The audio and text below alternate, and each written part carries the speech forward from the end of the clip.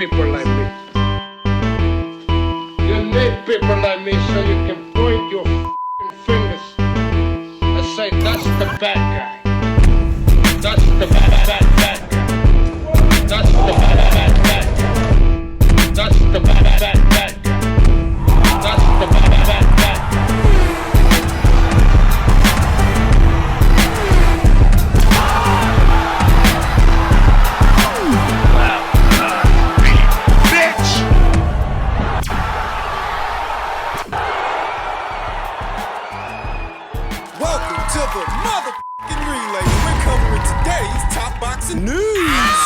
Okay, we'll start with this. On the heels of a recent collapse to her fight that was supposed to go down in Colombia against Rocha, Hannah Gabriels, reigning light heavyweight and heavyweight champion, is proposing that it's time for Cecilia Brækhus and her to meet. The three-division champion, Hannah Gabriels, is looking for a fight. This comes after her August 13th title defense against number 7 ranked contender, Angie Paola Rocha, was postponed. This was due to one of the trainers of Rocha testing positive for COVID-19. Last April, Gabriels won the inaugural WBA light heavyweight title, stopping Marta Gaitán in 2 rounds. In the process, she also picked up the vacant WBC women's heavyweight title. At 39 years old, time could be winding down on her career. Gabriel's ambition is to become the undisputed women's light heavyweight champion. She's no spring chicken, though she's still a capable fighter and a reigning world champion. Something a bit dubious about winning 2 alphabet titles from 2 separate alphabet organizations at one weight, which really was light heavyweight, yet she managed to pick up the WBC heavyweight title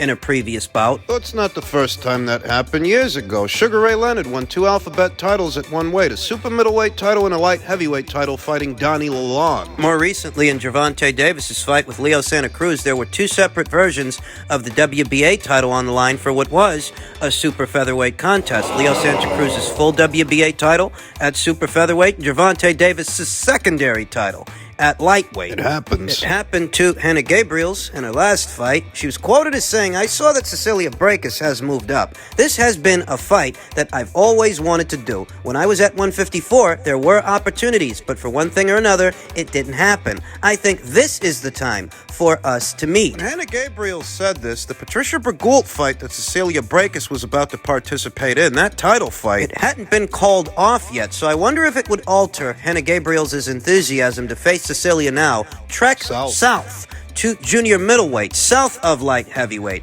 for a Cecilia Brækhus fight when there ain't no title on the line. She's still going to want to do that? She hasn't made 154 pounds in some years. Approximately 3 years, to be exact. She's now campaigning up there at 175 pounds, and it goes without saying that there's a rather large discrepancy of weight classes between them. She said that Cecilia Brækhus moved up, or she heard that she moved up, but she hasn't officially. Cecilia Brækhus hasn't officially campaigned as a junior middleweight yet. She was going to in the Patricia Brkhus fight, but that fight got called off, and now Patricia Brkhus is set to be unifying titles with Natasha Jonas. We talked about that here on the channel. Brækhus versus Brkhus was supposed to go down on the undercard of Oscar Rivas' mandated title defense against Lukas Rozansky. That fight has since been scrapped. It's been called off. They're going to look to reschedule it, but with Patricia Brkhus having moved on, Cecilia Brækhus needs a dance partner, and I don't actually think that Hannah Gabriels is the most logical choice. She's all the way up there at light heavyweight. Can she still make junior middleweight, and would she be willing to for a fight that doesn't have a title on the line? Hannah says that now's the right time to do this fight, but being honest with you, I think that ship has sailed. I think the time for this fight was some years ago when Cecilia was a champion, an unbeaten, undisputed champion at welterweight, and Hannah Gabriels was a champion up there at junior middleweight, just one division north of welterweight. I think the time for this fight, there was an opportunity to do it years ago, but I think that time has passed. Doesn't make sense to do this fight now. It would actually make more sense for Cecilia Brækhus to look to challenge Marie-Eve Dicaire, yet another junior middleweight champion in today's junior middleweight division. Initially, she was going to be fighting Patricia Brkhus as part of an Yvonne Michelle show. Remember, Yvonne Michelle promotes Oscar Rivas, and Cecilia Brækhus was going to be fighting on his undercard. But with Patricia Brkhus having gone in a different direction, direction. She's going to be unifying titles with Natasha Jonas, those two junior middleweight champions. Henna Rankin is about to fight Terry Harpier. 3 out of the 4 champions in the junior middleweight division are busy right now, but Marie-Eve Dicaire isn't, so why doesn't she fight Cecilia Brækhus? Remember, Oscar Rivas is an Yvonne Michelle fighter, and so is Marie-Eve Dicaire. This was going to be an Yvonne Michelle show, more or less. Reschedule the show. You can't do Bergult versus Brkhus, do Marie-Eve Dicaire versus Brkhus. And as far as Henna Gabriels, the light heavyweight and heavyweight champion, well, if she's willing to go all the way down to 154 pounds for a potential Cecilia Brækhus title fight, why don't she just go to 168 or even 160? She can go to 168 and take on Franchon Cruz for all the belts instead of just one, and she wouldn't have to go as low as 154 pounds. And certainly after all these years, making 168 would be a lot easier than making 154. A fight like that might end up being shown on the DAZN platform, where Franchon Cruz versus Aline Cederroos took place. Don't misunderstand me. I'm not actually averse to Henna Gabriels taking on Cecilia Brækhus. I'm just skeptical as to whether or not it happens because it doesn't seem realistic. There wouldn't be a title on the line. That's a pretty big drop from 175 down to 154, a weight Henna hasn't made in a very long time. I don't think Cecilia's about to go up to light heavyweight to challenge Henna for the belts she holds there. No, I don't view this fight as being realistic, and given the lay of the land at junior middleweight, Brækhus versus Dicaire makes sense, and given that Henna Gabriels' fights aren't getting much attention up there at light heavyweight, she'd be better off dropping down in weight where there are some more familiar faces and high-profile fighters, like Franchon Cruz. Now, maybe Henna doesn't want to approach a fight as a challenger. Maybe she wants to approach her fights as a champion. But how much money is she really making as a light heavyweight champion in a barren division that oftentimes doesn't get coverage anyway? There really aren't that many girls up there to fight to begin with. She might be better off going down to 168. For what remains of her career, since she is 39 years old, she's no spring chicken, she's not getting any younger, and, you know, the big fights, decent-sized fights, they ain't at 175. It's just being honest. Men's super lightweight news ahead of what is to be his super lightweight debut. Former unified lightweight champion Teofimo Lopez says, "People can call me delusional, but I'm the greatest of my era." Teofimo Lopez racked up what was arguably the biggest win in the lightweight division. He had a rather respectable resume. He still does. A win over Masayoshi Nakatani. He languished a bit, but he secured the W. Knocked out Richard Comey, then IBF champion Richard Comey in sensational fashion, and he outpointed Vasyl Lomachenko. He had a respectable resume at 135 pounds. Now he says he's excited for this new chapter at 140. Lopez told ESPN's Max on Boxing host Max Kellerman, "The fight against Kambosos, the amount of pressure that athletes go through during the course of our career. I think as a fighter, I can't let the fans down. I have to give them a show no matter how I'm feeling. I'm blessed to not be dead. True, I'm just looking forward to 140, taking over that division just like I took over 135, beating the #1 pound-for-pound fighter in the world at that time, Vasyl Lomachenko, and just moving forward." Did Teofimo really take over the lightweight division? It seems like his reign as a champion was short-lived. Reigned as a champion a little over 11, close to 12 months, and he lost the alphabet titles he won from Loma in his very next fight, though he does still have a respectable resume and ambition. It's pretty goddamn important in this racket. It was amongst a lot of things why I moved forward with the Kambosos fight. The number of postponements we had, I think we had like 7-8 postponements during that time, getting ready against a mandatory challenger that was basically dictating my career in a sense with the IBF and everything. I pushed as much as I could that night. Everything happens for its own reasons, said Lopez. When it comes to a split decision, you really have to beat the champion, man. I don't think he did enough. You have to beat the champion. A lot of people wanted to push me to the side so they can have Devin Haney become undisputed and all that other nonsense. You want my honest opinion, Lomachenko versus Lopez was a closer fight than Kambosos versus Lopez. How I feel about that? To me, man, honestly, listen, the way things played out, it is what it is. I still believe that I won that fight, whether people call me delusional or not. I am the greatest of my time and my era for that reason. If that makes me delusional, then so be it. Everybody needs to tune in on August 13th to see how delusional I really am. I'm just looking forward to bigger and better fights, and he will find them in the super lightweight division. He's on the right side of the street for a lot of intriguing matchups and a lot of intriguing situations. He may yet get the chance to share the ring with Josh Taylor, rather the winner of Josh Taylor versus Jack Catterall 2 for at least 2 alphabet titles and the coveted Ring Magazine belt. It's a thin line between determined and delusional. Some might think Teofimo Lopez is delusional when he says that he's the greatest of his era at such a young age and so many more years in front of him. So much more left to accomplish. While he's on the rebound, is it delusional for Teofimo Lopez to say that he's the greatest of his era? Well, a long time ago, Muhammad Ali, then called Cassius Clay, he used to say he was the greatest, and a lot of people didn't agree with him at the time, but time Proved him right, didn't it? Well, time proved Teofimo Lopez right. Well, in the super lightweight division, he will get another chance to assert himself as a dominant force in the sport. I said it before and I'll say it again. I think Teofimo Lopez is a better fighter than what we saw the night of the George Kambosos Jr. fight. I think that was a perfect storm for Teofimo Lopez, a unique set of ingredients and circumstances that left the door open for George Kambosos Jr. to capitalize. And if there were a rematch situation, I'd pick Lopez to win that rematch. That's not a knock on George. That's just how I feel. You know that Oscar De La Hoya said he's going to try to do a fight between Lopez and Ryan Garcia, his boy Ryan Garcia. That'll turn out to be much ado about nothing, as Ryan Garcia is not interested in pursuing alphabet titles. Remember, he's the guy that said belts don't matter, whereas Teofimo Lopez... He's after the belts at 140 the same way he was after the belts at 135. He's after the champions. Ryan isn't. Teofimo Lopez, in spite of being a very young fighter, the same way that Ryan is a very young fighter, is in a very different stage of his career than Ryan. I view Teofimo as a more maturated fighter, now a former champion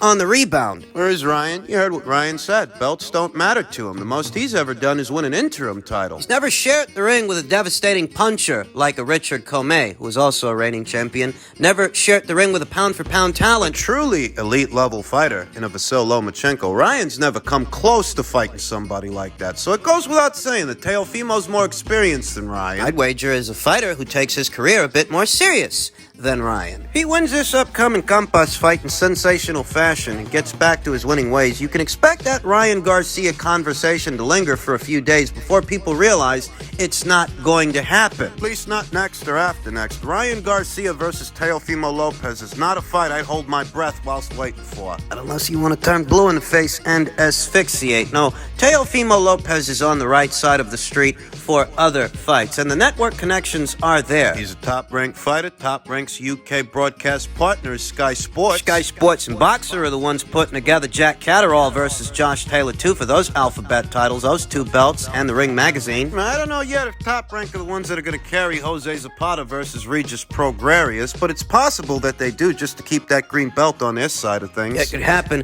And the winner of that fight, the winner of Taylor versus Catterall, too, those are all possible opponent options for Teofimo Lopez. More feasible than Ryan Garcia, because you're not going to send Ryan over to ESPN, and I don't think Top Rank is going to send Teofimo over to DAZN. Devin Haney's supposed to be fighting George Kambosos Jr. for a second time this fall in October. Who wins that fight?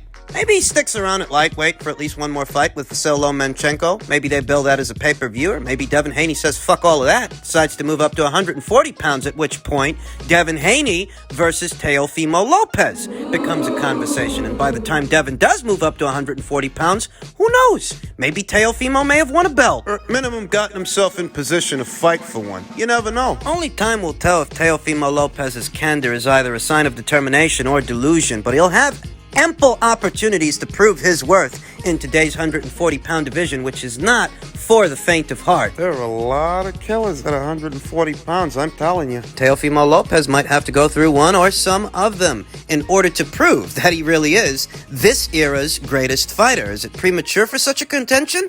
Perhaps. But he'll get his chance to back up all that talk.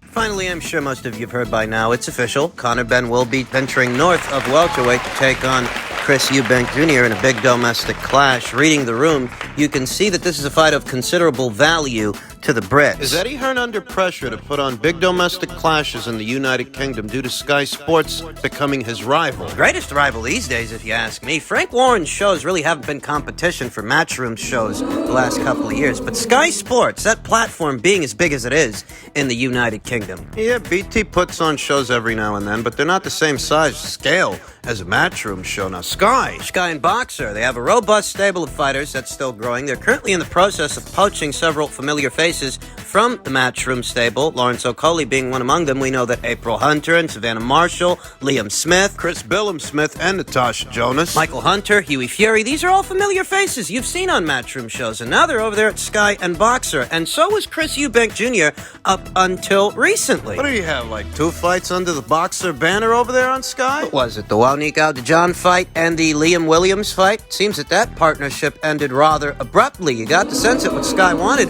was to make Chris Eubank Jr. one of their flagship fighters. Got guys popping up under different promotional banners all over the place. Joseph Parker just signed a multi-fight deal with Sky Sports so he could end up fighting his very next fight on the BT Sport platform with Joe Joyce. Chris Eubank Jr. was one of the first fighters Boxer and Sky signed upon trying to carve out a lane for themselves, only for him to end up back at Matchroom. Some months ago, there was a demand for a Conor Benn versus David Avanesian fight. I resisted such people, such contentions. I mean, if this isn't a prime example that Eddie doesn't protect his fighters, I don't know what is. For going up there to fight Chris Eubank Jr., yeah, they could have made that David Avanesian fight because this is a lot more risky. I think Conor Benn would have knocked out David Avanesian. I think he still can. Whether or not Eddie Hearn is under pressure to put on big UK shows, big domestic fights like this one. Well, Sky Sports did buy the UK rights to Anthony Joshua versus Alexander Usyk too. Most people were expecting that DAZN would carry the fight in the United Kingdom, but that's not the way that happened, and that's going to turn them over a pretty penny. I think that's a fight that's going to do very well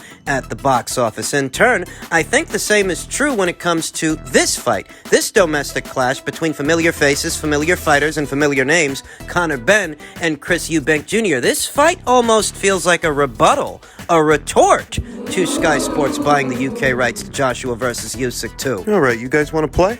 We can play. Matchroom sold the rights to the fight for a cool $83 million by way of the Saudis, who then auctioned off the UK rights to the fight to Sky Sports and Boxer. So in some ways, Matchroom already turned over a profit on the fight. They already made their money. And are likely set to make more, as that is a major fight, a major event this year. But the UK rights to the fight, where the core audience, those most interested in the outcome of that match, the UK rights went to Sky Sports, DAZN's competitor. In some ways, you could look at it as Sky Sports poaching the rights to the fight. Poaching the rights to a Matchroom show, Matchroom, who they're no longer in business with. In turn, Matchroom poached one of Sky Sports and Boxer's flagship fighters, Chris Eubank Jr. And let me tell you something.